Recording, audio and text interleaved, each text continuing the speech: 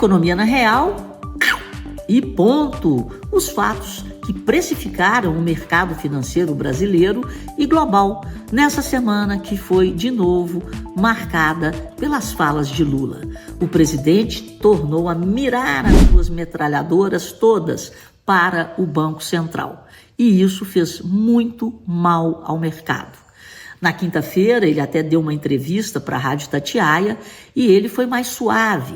Mas quando chegou na sexta, ele disse que a especulação com o dólar iria acabar quando ele trocasse o presidente do Banco Central e mudasse a filosofia. O mercado estressou. Além do estresse da fala, da incerteza na condução do Banco Central depois da saída de Campos Neto, ficou também no ar, mais uma vez, o pior dos problemas do Brasil, a incerteza em relação ao fiscal. Não há, por parte do governo, nenhum tipo de aceno, nem um plano A, nem B, nem C, para corte de gastos. E quando os números vão saindo e a gente faz as contas, não dá, as contas não fecham. E nós tivemos a divulgação do déficit do governo central, que foi de mais de 60 bi. E esse déficit aponta que nós podemos ter algo em torno de 0,7%, 0,8% do PIB em déficit e não teremos o equilíbrio nas contas. Os números apontam também que enquanto a receita está crescendo 8% real, descontada a inflação, as despesas estão crescendo 13%. A conta não vai fechar. Está para sair agora em julho o relatório bimestral de receitas e despesas. E o mercado já está com dor de barriga antes do relatório sair. Por quê? No último relatório que foi divulgado lá em maio, o governo apontava de uma forma assim, muito tranquila, né, que teria um déficit aí de 0,15% do PIB. E a gente está vendo que não vai ser isso. Eles vão ter que mudar o número e já mudaram a meta. Só para vocês terem uma ideia, só o governo central, no acumulado do ano, já acumula um déficit de 29,9 bi. Pelas contas do arcabouço fiscal, o déficit para o ano inteiro, se respeitado o limite de até menos 0,25% do PIB de déficit, ele teria que ser de 28,8 bi. Nós estamos falando dos números de maio. As contas não fecharão. Foi o pior déficit para os 5 primeiros meses do ano, desde a pandemia, desde 2020. E foi o segundo pior déficit para o mês de maio, desde que a série começou a ser apurada em 2012. Então, gente, nós estamos falando dos piores desempenhos na gestão das contas públicas em anos. E quando a gente olha para o fechamento do semestre, o que nós temos? O real, em função desse risco fiscal, em função das incertezas em relação à condução da política monetária pós-Roberto Campos Neto, o real teve a pior performance dentre as moedas emergentes. O real desvalorizou 15% e voltou, essa desvalorização de 15% é a pior desde 2020, assim como as contas públicas. Só que em 2020 nós estamos falando de pandemia e nós não temos pandemia. E os ativos, tá tudo se comportando em tempos de pandemia, que foram tempos de muitos gastos necessários para conter e para socorrer as pessoas que estavam desempregadas, com os negócios fechados.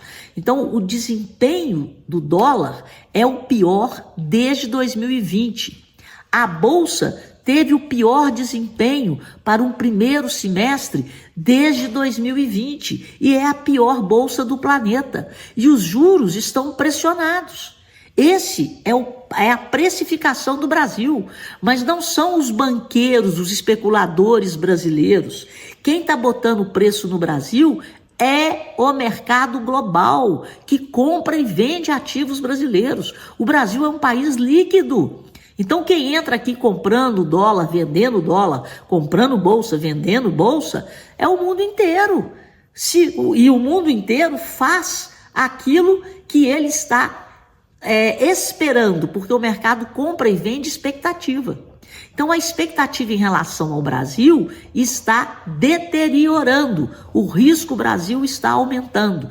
E, gente, pelo amor de Deus, para poder estancar essa piora, só tem uma coisa, é o governo fazer a parte dele em relação à política fiscal e convencer o mercado. Quando eu falo mercado, é o mercado como um todo, o mercado internacional, o mercado local, convencer o mercado de que ele está indo no rumo da busca do equilíbrio fiscal. E não é isso que a gente escuta, nem do presidente, nem da sua equipe. E ficamos aí nesse dilema.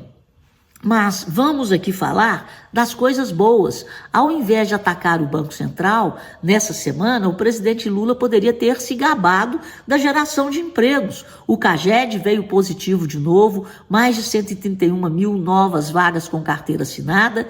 E olha que nós tivemos uma perda de 22 mil empregos no Rio Grande do Sul, que foi significativa. O CAGED veio abaixo da projeção, que era a geração de 164 mil, mas, claro, influenciado aí pelo Rio Grande do Sul. O que mais que nós tivemos? Tivemos a divulgação da inflação, né, do IPCA 15. O IPCA 15 veio até abaixo do que se esperava, ele desacelerou 0,39% contra 0,44% no mês de abril. No mês de maio, perdão, que esse IPCA 15 já é do mês de junho, e a inflação anualizada está em 4,06%. O IPCA fechado vai sair, né, no início do mês de julho, porque ele diz respeito à coleta de preços durante o mês fechado de junho. E o IPCA 15 coleta os preços do dia 15 de maio ao dia 15 de junho e funciona como uma prévia. E o que puxou a inflação em junho? De novo, alimentos e bebidas, mas com foco em alimentos.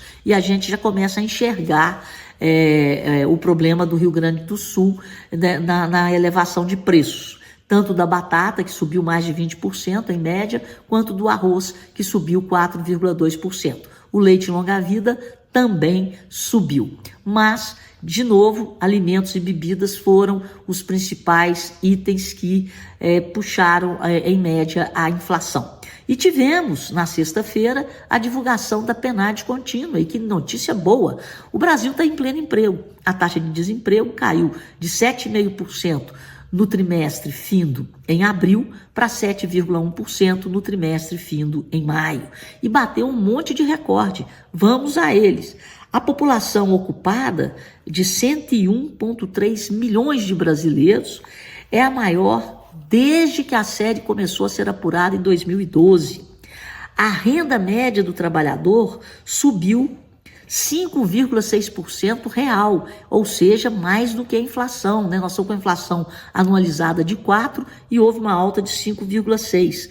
A massa de renda real, quer dizer, toda a renda do país subiu 9% e atingiu um novo volume recorde, 317,9 bilhões. Isso mostra, gente, que o crescimento do Brasil vai continuar se dando muito pelo consumo. É necessário também dosar aí consumo e investimento, né? Então o consumo ele está sendo turbinado pela geração de empregos, pelo aumento da renda. Então são números muito fortes, muito positivos. E quando eu falo que o Brasil está em pleno emprego, porque essa taxa de desemprego de 7,1%, ela é a menor desde 2014, e a gente sabe que existe um contingente muito grande no Brasil que recebe auxílios. Então, se não houvesse esse auxílio, e a gente sabe que o empresário hoje peleja para tentar achar mão de obra, ele está formando, ele está contratando e não acha, a taxa de desemprego poderia ser ainda menor.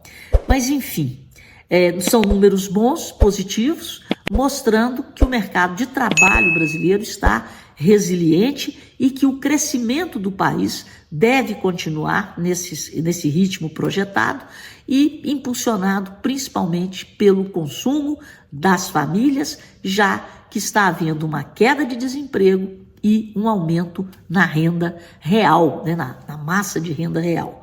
O que mais que nós tivemos? Nos Estados Unidos foi divulgado o PIB revisado, 1,4%. As bolsas por lá estão passando por um momento aí de realização. Está havendo alguma venda, principalmente nas empresas de tecnologia, e o Goldman Sachs, inclusive, divulgou um relatório nessa semana chamando a atenção, falando que grande parte da alta do S&P 500 foi responsável, a NVIDIA, né, ela respondeu por mais de 20% da alta de um índice composto por 500 empresas. Então, para vocês verem como que está havendo aí, e eu repito e falo isso aqui muitas vezes, que nós estamos com a maior taxa de juros do século e as bolsas com a maior valorização da história. E isso não bate, com exceção da Bolsa Brasileira, né, que está em queda. Então, a nossa Bolsa está em queda, com um volume ridículo, negociando aí menos de 20 bilhões por dia, exatamente por essa falta de perspectiva de investimento no Brasil em razão da piora da gestão das contas públicas. É essa má gestão que afasta o investimento produtivo, porque a má gestão, ela gera um juro num patamar mais elevado, exatamente para impedir que haja uma fuga de capitais. Então você passa a atrair o capital financeiro com juro lá em cima, né, evitando uma saída mais forte de dólares, e vocês estão vendo aí que não está conseguindo evitar tanto assim, porque quando o dólar sobe, é inflação na veia, inflação de commodities. E aí a gente volta na Bolsa, né? A Bolsa terminou o semestre em queda de praticamente 8%, 7,66%, com um dólar subindo 15,14% no semestre e os juros pressionados. Esse foi o retrato do Brasil nesse primeiro semestre, porque o governo não fez as entregas que estava todo mundo esperando. Quais as entregas? Direcionamento para a zeragem do déficit, ou seja, capacidade de equilibrar as contas públicas. Não estamos vendo. Aumentou muitos impostos, criou outros, mas não está conseguindo equilibrar as contas. A reforma tributária não saiu do papel. Então, os dois grandes instrumentos, arcabouço fiscal e reforma tributária, que tanto agradaram ao mercado no ano passado, poxa vida, o governo vai ter responsabilidade fiscal e vai melhorar a arrecadação. Pelo contrário, o arcabouço foi rasgado, as metas foram alteradas e a reforma fiscal a reforma tributária ainda não ficou de pé.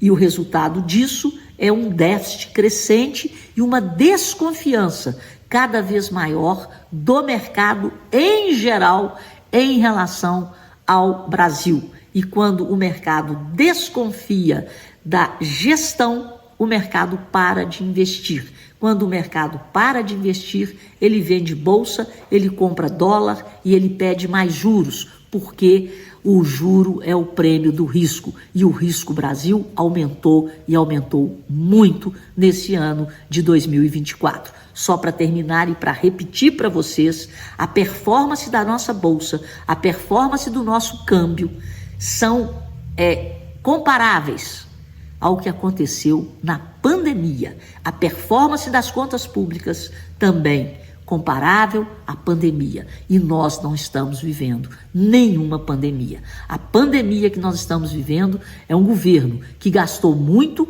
gastou mal, antes de ter certeza de que teria as receitas suficientes para pagar as suas despesas. Fico por aqui.